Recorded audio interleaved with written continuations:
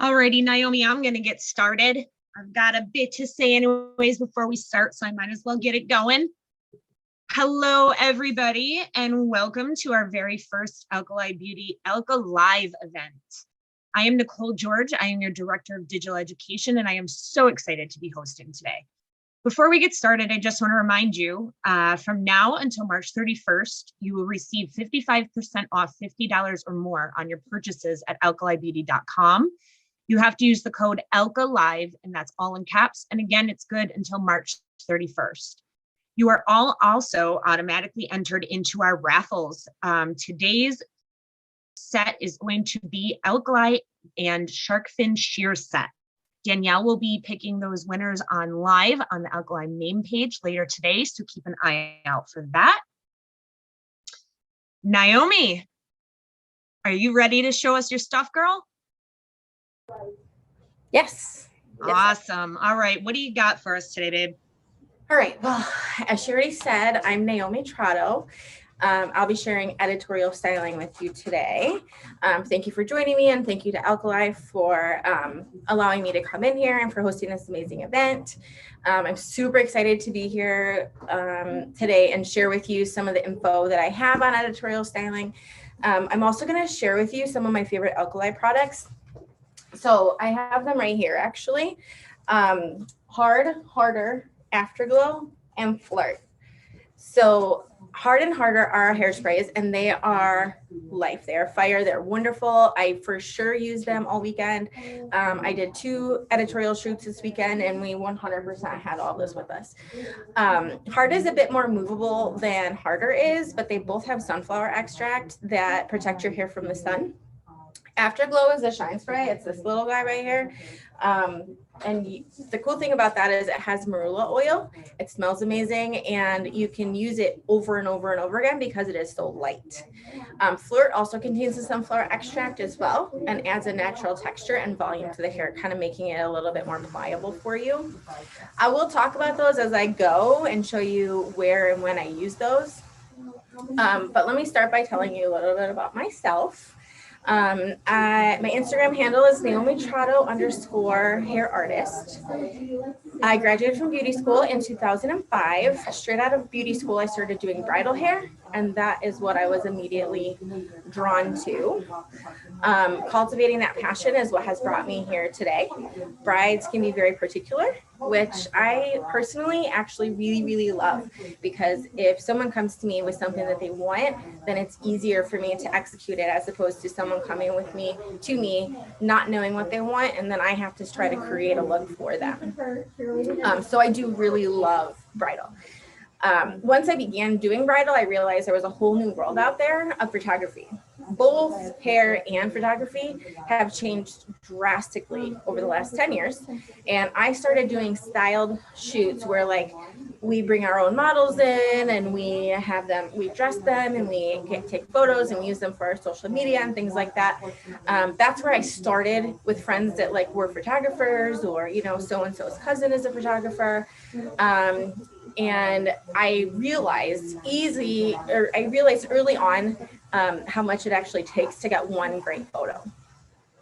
So this all happened also before social media was actually a thing, which I'm fortunate for, because I was able to learn everything the old school way, and then now I'm relearning everything again with social media.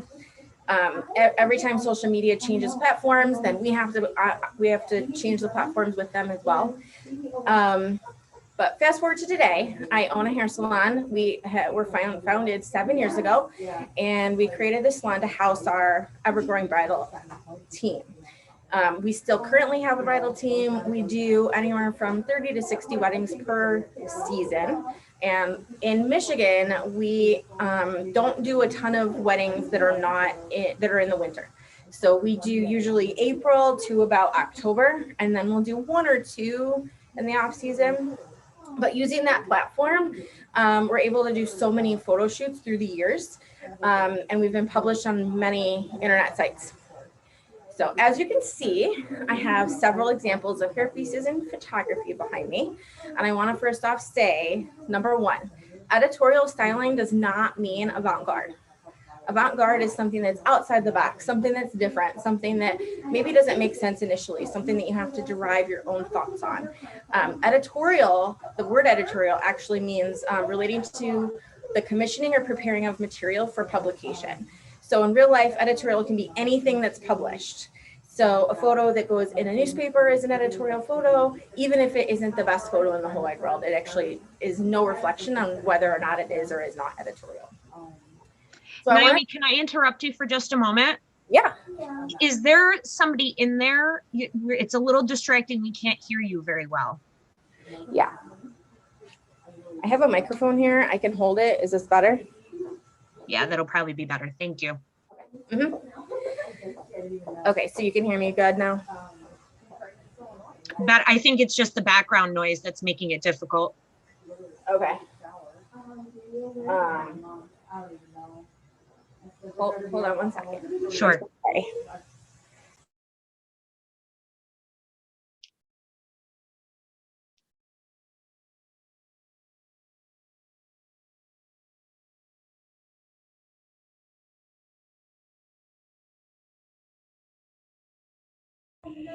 Okay.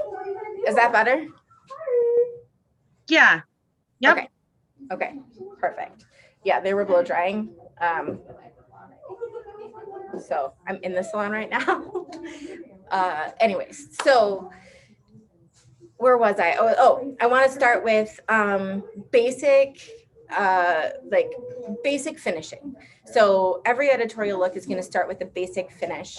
And what I mean by that is kind of taking everything through a few steps. If you're doing, let's say, someone that is a bridal look, like this one behind me right here. So I did this.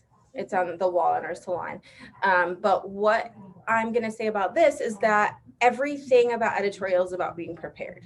So number one, you have to start with blow drying the hair with a concentrator, and with like afterglow is a great option to make sure that the cuticle is nice and smooth and that has shine. And then also you need to make sure that your hot tools are heated up. And then I can't stress enough how important it is to use professional tools. So there's a reason that they make professional tools in any brand, it doesn't matter. But using professional tools, you'll get longevity out of the item, as well as you'll get the heat and all of the benefits that professional tools will provide you. And then when you are done and you've got everything curled or whatever, then you go through with afterglow again and use a boar bristle brush to get the surface nice and smooth. And this is if we're looking for like a sleek look. Now that the hair is actually secured and it's nice and smooth already, now is when you can start putting it in.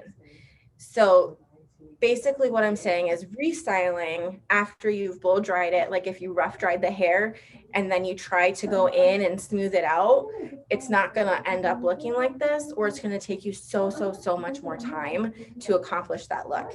And when you're on location for any kind of shoot of any kind, time is kind of the essence. Sometimes you have one model that has multiple looks, so it's a matter of making sure that the first look has prepared you for success for the whole day. One other thing, any single flyaway that you have in any of your looks that are going to be photographed can be seen vividly with a professional camera. So it is incredibly important that you do one of two things. You either have to strive to have no flyaways, or you have them incorporated into your look. So sometimes like this one right here definitely has like flyaways in it. But so what we did was kind of added some more textured pieces to it so that we worked with the flyaways rather than trying to eliminate them. I learned this early on with one of the photographers that I work with pretty frequently. Do not ever expect the photographer to do the work for you in Photoshop. Number one, it's going to take them way too long. They're not going to do it. Number two, they won't do it and you'll end up with flyaways and then your pictures won't be as beautiful. Or in general, don't rely on Photoshop. You want to have your look as good as possible beforehand. Okay, so quick question then. When you're prepping and you're doing your blow dry, what products are you putting in to help ensure that it's staying smooth and set you up for a good style? I honestly try to keep minimal product when I'm trying to get it smooth initially. Okay. Because I want to be able to use as much of my hairspray as possible when I'm done. So I would actually probably just put in some of the Flirt, which is that volume spray, and then some of the Afterglow in there just to give it that nice slip and that shine. And then when you go in with your hot tool, it's going to smooth that down again anyways. Perfect. Yes. So I am an avant-garde hairstylist. So I have all these hair pieces. They were actually all photographed this weekend. So I wanted to take you through what I did to kind of create them. So if this is an avenue that you want to kind of take, I can give you a baseline to start with. So I'm going to start with this one because it's actually the easiest one that I did. And she's all the way back here. I'll bring her up here. Okay, so look at that. How beautiful. Wow. So this one, I know that it looks really, really hard and really intricate, but it's actually not. And let me explain. So I'm trying to put my microphone down here. Okay, you can still hear me okay, right? Yes. Okay, great. So it would look like maybe if you didn't know how to create this, that like I braided all these pieces myself. That is absolutely 1000% not true. Let me show you. You can buy the hair already done. Okay. Okay. So I have hair in like every color. They come in big bundles like this. Wow. Yeah. So what I did do, what this look is this is actually a metal wreath circle. And you can see that I'll show you the back, which no one ever sees. So I actually basket weaved the two different colors through each other by just using this metal, it's like a metal wreath form. Okay. Okay, and then when I was done creating the big circle, then I braided, or I actually put wire through each one of these braids so that they would mold. So you can like do anything with them. Nice. So this one was already photographed. So they all were, so I can mess them all up. And then what I did here was I actually use a form. I don't use a mannequin, I use a form. So it's like a canvas form. It's pretty heavy so that you can just sit it in front of you. So I used that and I actually sewed all of the braids together right here to create the band. And then I added them in by just sewing different pieces. And then I grabbed different beads and just sewed them on. And then this is just a like a cool necklace that we got from Amazon that elevates the look. And this whole thing cost probably $10 to create. Nice.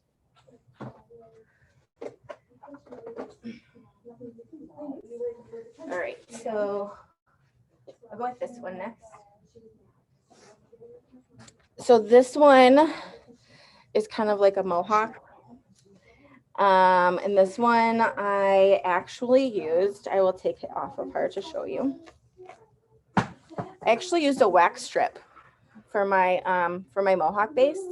And then I sewed pieces of hair onto it. Okay, the braided bundles can be purchased at any local hair place near you where people would go to get box braids. So they're called box braids. So you could actually get them on Amazon as well. So they're like called box braids. And as soon as you put that in Google or anything like that, you'll get all the names for all the other different colors and different. So like there's different names for the twists and different names for all of those types of things. So yeah, so I have this wax strip here. And then there is actually a cone inside here. And I go into the floral department. So if you go into the floral department, you'll see all these different shapes in different types of styrofoam and things like that. And then again, I use these box braids to kind of cover them and then utilize that. And then I use a lot of hot glue. So all of these gems and things are just hot glued on. And then this trim is just from the fabric store. And I just sewed it onto the side. And then these are skewers. So they're like the skewers that you would just cook meat with. And then I took some of that pre-braided hair and just glued it on, like in a circle around it. And then I took a necklace that I had and kind of attached it up here and moved it all the way down so that it actually hung down all the way down there. Pretty. Yes, so super cool. So now let me ask you, how would you go about installing that? Are you going to do a style on their head first and then attach it, or how does that go? Yes, so that was what I was going to say next. So in order to install this, what you would have to do is understand what their hair looks like. So let's say I am going to put it on my head. Okay, so I'm going to install it on my head. This is what my hair looks like. I am going to actually have to either pin it in or I'm going to have to sew it onto their head. So you place it on their head and assess, like, what does their hair look like? What do you want it to look like? What do you want your finished product to look like? And then you put it down. What I did for this particular look this weekend was I braided one really thick braid down the center. And then I actually did 2 braids on both sides, because when you photograph this, her hair was going to be in it. And then because it hangs down so low in the back, and the model that wore this had really long hair, I was able to sew in a bunch of these pieces to the bottom of her ponytail. And I created like this really cool braided look all the way down. So it ended up looking really cool. And then it looks like you've integrated it into their actual hair. Nice. Does that make sense? Yes. So somebody is asking, what inspires your visions for these pieces? Where do you get your inspiration from? You know, honestly, I think that I get it from the world around me. So I have never danced a day in my life, for example. So some of these are from a dancing shoot that we did this weekend. Never danced a day in my life. I think that it's 100% fascinating that they can do things that my body could never do if I tried 1,000 times. And I'm good at this, but I'm not good at any of those types of things. So I was interested in myself. I was like, well, I'm curious as to how you would photograph, you know, ballet dancers or point shoe dancers. And then I thought, well, if I'm going to have a couple of them, then I should do some sort of a theme and kind of just talk to the team here at the salon and like, hey, I really want to do this dancing shoot. Went to Pinterest, kind of picked some different things out and thought to myself, you know what, I'm going to do 4 mohawks. So that's totally what we ended up doing. And then from there, my team really helped me with this particular shoot. We talked about what the different mohawks could look like. So we had like an angelic one and we have a dark one. And then that one was actually like, there's like the world on it. So it's kind of like a recycle one. And then we had another one that I'm going to show you actually. Hold on.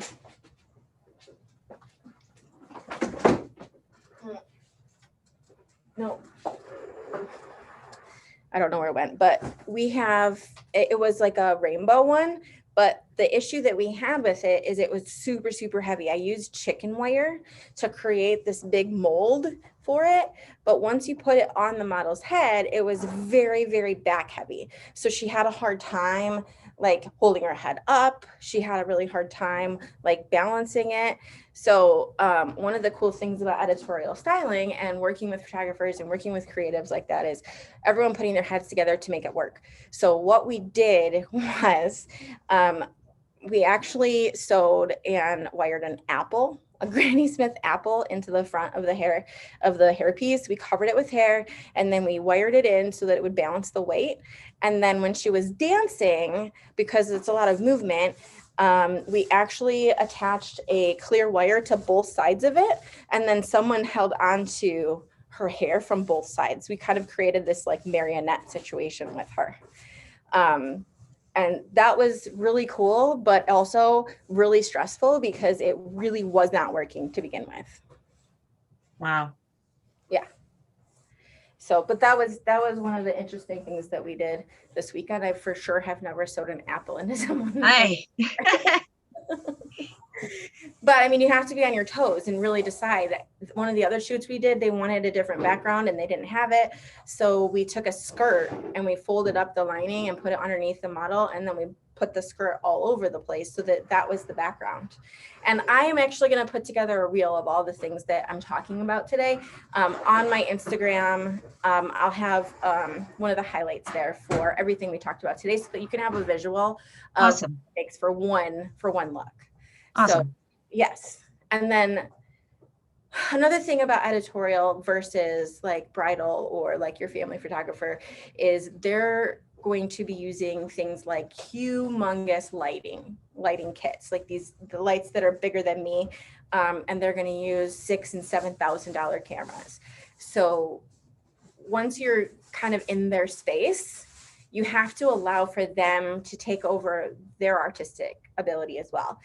I would say about half of all editorial is photography, and the other half is hair and wardrobe and makeup. Hair is such a small part of what a photo would look like in the end. Awesome. So Danielle asks, how do you translate something editorial into something wearable for a wedding or some kind of event? That is an interesting, so like, to clarify the question, like if someone's on Pinterest and they see like an editorial bridal look, they want that on their own head. Is that what the question is? I'm assuming. Okay. So if she says anything. It's all in the consultation with the guest. So it has nothing to do with your ability or anything else. It's all about expectation versus reality. So when they bring you an editorial photo of a bride that is magnificent, it's important that the person, that the stylist that's handling it understands what's going on in that photo. So the photo could have lots of wigs sewn into it. It could have an apple in there and you really just don't know. It could have been wire put together, because an editorial shoot, usually the model isn't moving.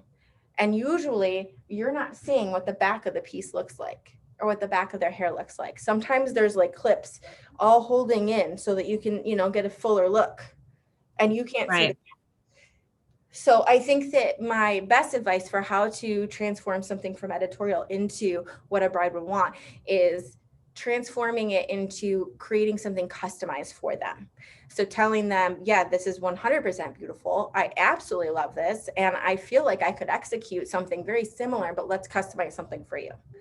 Okay. So, and then that's when you go right back to the basic, where you make sure that it was blow dried appropriately. You make sure that you're using the right products. You make sure that you're using a shine spray specifically, that you're using all of the tools in your arsenal to be used. Like a boar bristle brush, if you're doing bridal or editorial or anything, needs to be in every single kit that you have. Every bag needs to have a boar bristle brush.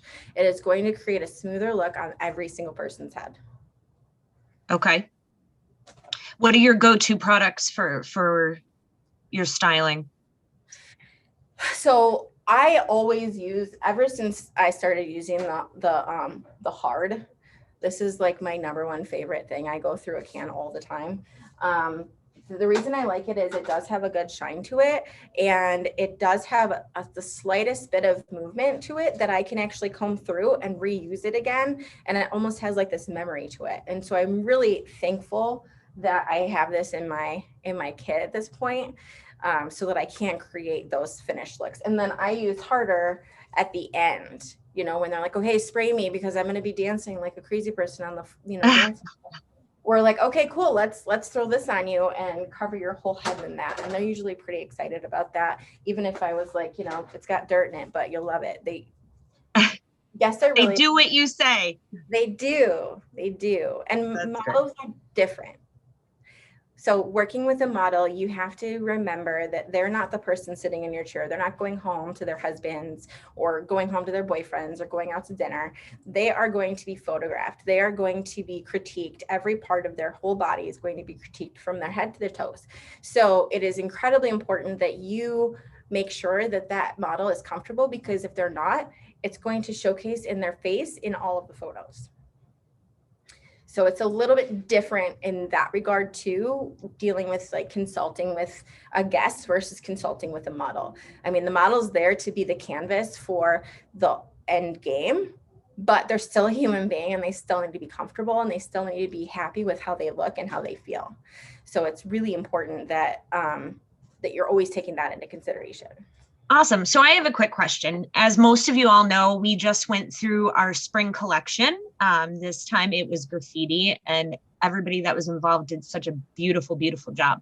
Mm-hmm. So I was inspired by it and I did my own little version. But here's my question for you. How do you get the hair to read properly on camera when you are doing things such as texture and things like that? Is it more product? Is it a technique? Explain how we get things to read better from a photography standpoint. Okay, so you're going to use things that are not what you would normally use behind the chair. So things that are in my kit, for example,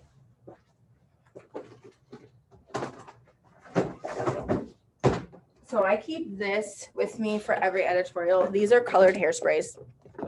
So let's say the model that you're using, you know, they washed their hair last night and some of it faded or something like that, and you needed a little bit touched up.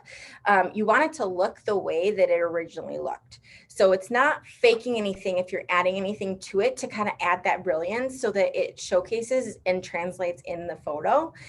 You don't want to be editing things necessarily. So in advance, you want to leave that to the professionals, but you definitely want to always have everything with you that you can do. Another thing is, I use this a lot, and it is actually just beeswax. Okay. So beeswax is, I'll show you, it's kind of like it's literally a wax. But when you put it, it's almost like chapstick for the hair. So it will smooth everything down perfectly, but you don't want to use it until like your final look, because you would absolutely have to shampoo it out. Okay. So that's one thing that you would expect on a shoot. Another thing would be to make sure that they are as airbrushed as possible with their makeup. So again, we don't want the photographer to do the work for us. We want the photographer to complement what we've already done. So it's important to make sure that if there are any flaws that you're seeing in real life, it will absolutely translate into the photo. So usually when I'm working with the photographer, I will, you know, we will kind of work together and he'll take 1 or 2 photos. We'll assess and decide, well, this hair's kind of doing something weird over here, so let's do that. I sew a lot on set because it's so easy to pull things to the side. And like, for example, I don't have a ton of hair, but if I wanted to look like I had a ton of hair, we would maybe put some clips in, like in through here, and it would look like I had a lot of full hair. And then you would take beeswax, but just to the front, so that it has, see all these little flyaways right there?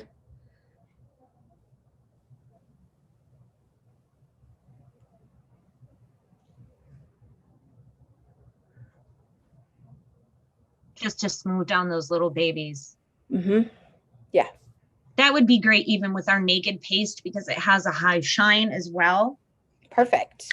Yeah. Great tips. So basically with editorial, you're not worried about the entire head. The back is usually not photographed, so you can do some different stuff going on to make your look in the front look correct. Am I getting the right vibe? That is Awesome. absolutely correct. Also, another thing where you can kind of derive understanding for the fakeness that happens backstage or behind the scenes. If you have ever watched on YouTube, like one of those food commercial or one of those food videos on how they show you how the hamburger, what they really use for the hamburger, you know, like usually the mayonnaise is Elmer's glue, and the if it's a pancake and they have syrup on top, it's actually usually motor oil, things like that. Because if you were to make yourself a stack of pancakes and then you put syrup on it, it looks nothing like it does on TV. So it's the same basic idea, is the fact that you are putting things together to create a look and to create a final like destination. And sometimes you have to take a weird way to get there. Okay. It's not the same as being behind the chair. Good tips. Yeah. So, oh God, sorry, that one's about to fall. So I'll show you another piece. I photographed 9 this weekend. This one is a really good example because the girl's hair was nothing like this. So here's the piece. It was actually, I can actually take it apart.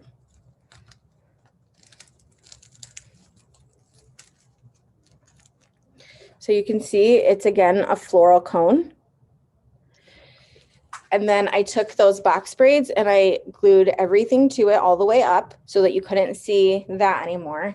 And then this hair is all synthetic. So I like to work with synthetic hair as opposed to real hair, mostly because of the cost. In order to make all of these pieces, you need a lot of hair. And if you were to go with real hair so that you could curl it, that's a great idea, but it will cost you way more. And in order to curl synthetic hair, you can actually use a roller and a steamer because it's plastic. So if you think about it that way, you're just heating it up, or you could put hair on a roller and put it in boiling water until it cools. And then when you come out, it'll be curled. So interesting. And I mean, you're talking the difference between a pack of hair for $2.99 and a pack of hair for like $75. So it's a big jump. And so I primarily use synthetic hair. So this one, I had just used like 2 packs of hair and I literally just pulled and pinned them. I just pulled the pieces on and then pinned them. And then in order to blend this with her hair, we had this hair and we maneuvered the model's hair through. I curled the model's hair and then we just wove this in with her natural hair so that it had all of these different textures. And again, it worked really well because she had tons of flyaways, but it looked like it was supposed to be there. And I think that that's really what you're trying to translate in editorial, is that it looks like it's on purpose. Perfect. That makes sense? Yeah. I'm reading the. Oh, everybody's just excited. They're all saying, ooh, and interesting, and they're loving your tips. Well, and I'm super happy. I love talking about all of this stuff, and I would talk about it with anybody all the time. So feel free to ask me anything ever. I do go live on my Facebook or on my Instagram every Thursday. I get ready and just like chat about whatever. So if you ever have any questions and you want me to answer for you, I'm always there to do that. I'm good with that. Awesome. So let me ask you, how did you get involved in the editorial world? What brought you to this world? So before I went to beauty school, I had said I wanted to do hair for film. And in order to do hair for film, I had to find a way to avenue my way over there. And so I actually was an extra in a film because the film market or whatever came to Michigan for a brief time. And during that time, I was an extra in 2 different films. And so I was able to be on set and to really see what that would look like. And then while I was on set, I was like, okay, how do I get in the hair and makeup truck? Like, tell me more about that. And she said, you have to be relevant. She said, use your real name and you have to be relevant. So I don't have a cute name for my Instagram usually or for anything because of that reason, because my goal and my dream is to do hair for, let's say, a Tim Burton film or for Bridgerton or something along those lines. I would absolutely love to do that. It would be where I would want to go. And so once I found out that I had to be relevant, I was like, okay, well, what am I good at? And so I picked bridal, and that is kind of like how that has taken me here. I mean, I still do bridal all the time with my team on location. And that's, I guess, where it went. And I honestly have done probably 35 different hair pieces in the last 10 years, 5 years even. And with each set, I learned something new. And with each photographer I work with, I learned something new. And I think if you show up on set with like a learning heart and understanding and patience for everyone around you, then you can learn something great with each and every experience and take that with you with your next time. Totally. I do a lot of photo shoots as well. So I love going in there and kind of checking out the photographers and asking questions about lighting and all things like that. So it's really neat to hear from your end how you got involved in this as well. Yes, I can. Somebody is asking if you retire the piece when you're done, or do you keep it? Can you reuse things from it? That is a super good question. So I have only one that I've not dismantled at this point, and it was my first one. I have taken some things off of it, but ultimately at this point in the game, I am reusing everything. So what I will do is completely dismantle. I'll completely dismantle this whole piece, and anything that's not usable, I will toss. And then I have bins for every color hair in my basement where I work. And so I would take all these pieces apart and put them in their bin so that the next thing I can just kind of grab and reuse.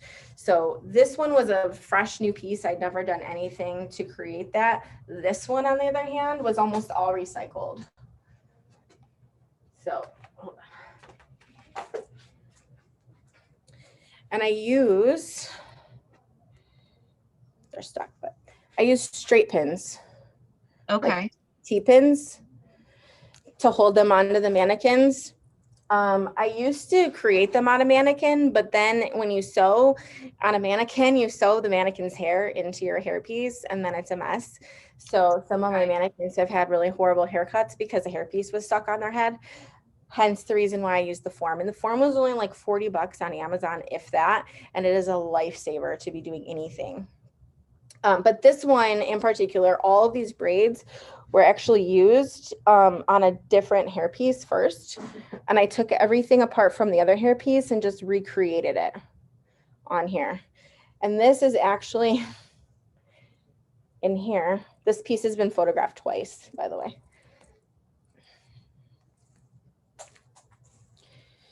This is one of those regular everyday donuts. Okay. So, I mean, we all know and love these, right? Mm-hmm. So what I did was, it's nice and light, you know, and you have to keep in mind, like I said, the really heavy pieces are really challenging to work with. So trying to use lighter materials will help the situation. But yeah, I covered the whole donut with hair, and then I sewed it onto, again, I did a wax strip. It was like that muslin wax strips. They're absolutely perfect because there's a big, huge pack of them. So then I use them usually as my base now, because you can sew that right into a braid on their head. So yeah, so I actually had done this and then never used it on anything. And I found it in my basement and created the whole piece based on that. Nice. Yeah. Just a heads up, we're just about at the 30-minute mark. Okay. As we're trucking along. Just want to also mention too that mob auditions open today. They are going from now until April 15th. Naomi, how has it been being a part of this and the whole audition process? And talk to us about being a mobster. Well, I really, really, really love connecting with like-minded people. I think that's my favorite thing to do in the whole wide world. And so being in the Alkamob has been very helpful in the sense that I have people I can go to for questions or anything like that. And there's always someone to support you. And I really, really appreciate that. I think we all need to have a good support system. And whether you have one at home or not, it's good to have one in the industry. And I think that that's what being in the mob means to me, I guess. I love that. And it's so true. We need more of that in our industry, right? Lifting each other up, collab over fighting here, guys. That's what we want. Yes. In fact, my whole team, we work as a team. I love that. Yeah, like we partner up, we have assistants, and then every single guest always has 2 people working on them pretty much at all times, so that they're constantly being pampered, and we're learning from each other. People who have been doing hair a long time, people that are newer. Like I am educated often on things that I didn't know about because I've been in the industry for a long time. And so I get to learn the new stuff. Love it. Together we rise. 100. Together we rise. You know it, Kathleen. So do you want me to show you some of the stuff that I bring with me on sets to create looks? Yeah, sure. Let's see what you would bring in your kits. Okay, so I have a removable camera here, so I'm gonna show you all of the stuff that I bring. I mean, after doing it for a really long time, I have a lot of stuff, but I'll show you some of it. Awesome. Okay, so like I showed you the form, but then I bring, this is one of my bags, one of my things. Okay, so I will have like different pieces of fabric trim in my bag, all kinds of different feathers, every color of thread, because again, you end up sewing more than you actually clip in because you can just clip the string. Lots of different styrofoam forms. I mean, this one I got a bedazzler and I was trying to figure out how that worked. This hasn't been on a piece yet, but. Oh, I can hear Danielle already in my head saying, oh, I want that. Right. These hairnets, you can get them just about anywhere. That is something that's going to be really helpful when you're putting a look together. Let me show you something that I did that will be helpful. Okay.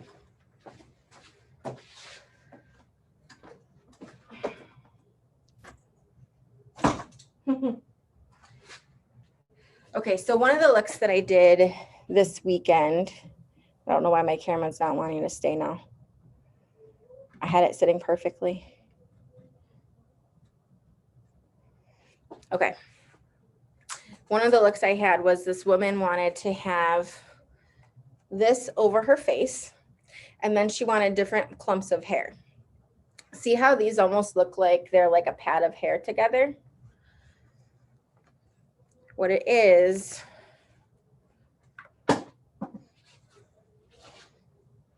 it's an actual hairnet, but you can't see it from far away. And you usually can't see it in photos, but you can create these pads of hair with it that can be underneath something. Like, again, if you wanted to create volume behind or something, I can do that. Pin it in and create that. And it's like this little pad of hair. And all you do is you put the hair in these little hair nets. Okay. And you can get, I mean, they're at like Sally's or any place like that. I also have this guy with me everywhere I go, hot glue gun. And then I do use, I usually use fabric glue actually, rather than regular glue. It seems to work better with the hair. I don't know if it's like a different temperature or what it is. I don't know, but it does seem to work better. Interesting. Uh-huh. Sorry. Okay, there we go. Okay, I carry 2 of these with me everywhere I go. So I use these. I have an old pair of scissors that I use to cut this hair because, again, remember, it's plastic, it's not real hair. So you don't want to use your real scissors and get them all, you don't want to use your real shears, get them all like dulled out. Good point. I have my beauty school scissors. I never sharpen them because again, I'm dealing with plastic, and I honestly usually use a wire cutter. So I just have, you can get this at like any like Joann Fabrics or Michael's or Amazon. It's just like copper wire. And then I use this to either cut the hair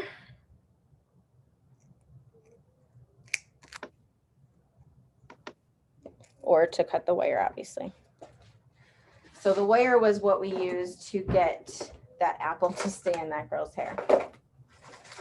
I use yarn too, because yarn can actually look like hair if you spread it out. So I don't know if you've ever seen like those videos where they do the little Barbie dolls hair. They use yarn, they don't use anything else, but they essentially take the piece of yarn and comb the whole thing out. And then you can like back comb it. It would take me longer to do this, but you can use yarn as hair color too.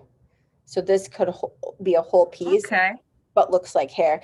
And because it's fabric, it will react well to heat. So you can actually use a curling iron for this. So it's another way to create something out of nothing. I use this kind of hair. Can you see that? It was $5.99 for this whole pack, but this is like filler hair.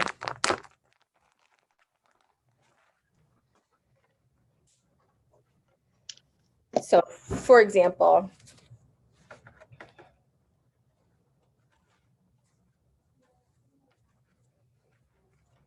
now I've got a foundation for a whole hair piece. Nice. Okay.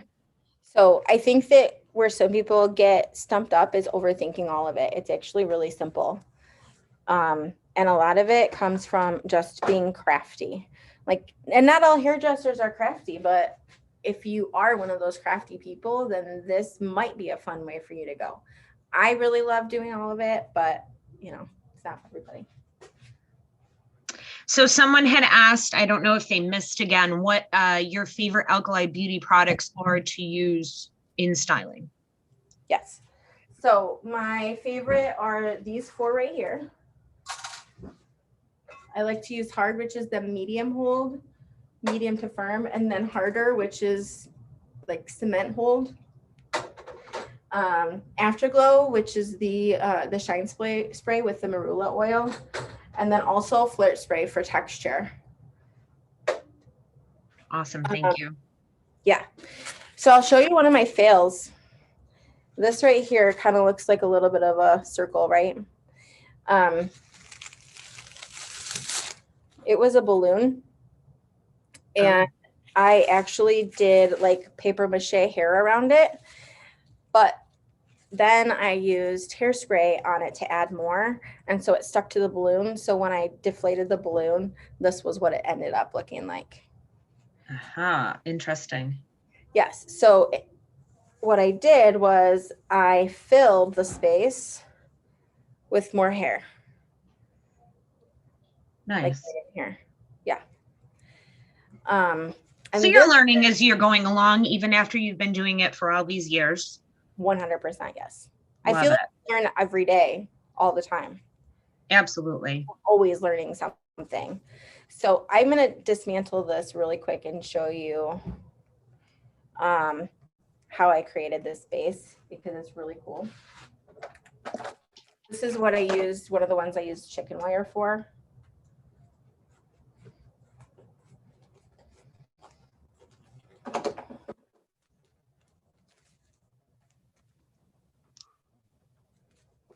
So you can see that it's like,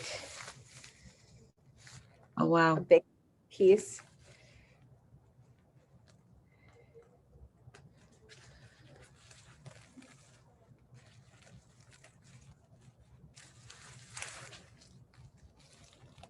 It's literally just a piece of chicken wire holding everything together. So you either sew it or glue it onto the chicken wire to create your shape. So you could really create like any shape you could imagine with chicken wire, cover it with hair and add things to it, and you've got an avant-garde look. So awesome. And you want to hear something interesting? This is the first time I used chicken wire. Oh, okay. So working smarter, not harder, is something that I'm always striving to do. And so I have used, like I said, those foam pieces. I've used lots of wires. I prefer to go, you can even go to like your local nurseries where they sell the flowers and things like that. There's a lot of really cool things that can be used there. They have like thicker wires. They have different tapes and things that you can get to to use different things. And then they also have all those foam molds to kind of create, you know, those floral looks, but they're perfect for this type of situation. And then I only wish that I could draw so that I could actually get my ideas down on paper so that I could have people help me create them. Unfortunately, I can't draw to save my life. So I just have to do everything and kind of have it work to my favor in that way. Thankfully, I have been able to start teaching my team how to do everything. And so them asking me questions has been helpful, because if I don't have an answer as to why I'm doing something, then I can either figure out the answer or find a new way to do it, because maybe I didn't think about that. Yeah, these are all great tips. Naomi, we are going to start wrapping it up. Okay. We appreciate you so much sharing all your little tips and tricks. We love watching your lives. We love watching all your beautiful editorial photos. Will you be sharing your photos? You said you did a whole photo shoot this weekend. Will we get to see these? Yes. So because these shoots, well, one was paid, one was not. Anything that we do unpaid is going to be a couple of weeks out, because the photographers are going to have to do their paid work first. So the photos that will be actually finished probably won't be out for another month or so, but I will be flooding, like I said, my Instagram with everything I talked about today, both shoots, a lot of behind the scenes, trying to make sense of how we kind of created some of this stuff so that you can see that every single one photo can take $10,000. I love it. We're very excited to follow along and watch all of that. Thank you for sharing with us. So just another quick reminder, guys, for the rest of the day up until March 31st, you get 55% off $50 or more on your orders at 𝒘𝒊𝒕𝒉.com. Use the code @ALKALIVE. Remember also, mob auditions are now open. Today's day 1 and they run through April 15th. So if you want to join our mob, please do. We love seeing everybody's entry. And just a quick reminder as well that we still have Alchemist of the Year going on. So you current mobsters, we want to see all your work. Try out for that. That goes through July 15th. And we will announce the winner this year at Symposium in September in California. So again, Naomi, thank you so much for hanging out with us today and sharing with us. We appreciate you so much. And guys, up next is Balayage with Dre. So stay tuned, okay? Naomi, thank you again. Yeah. Bye, guys.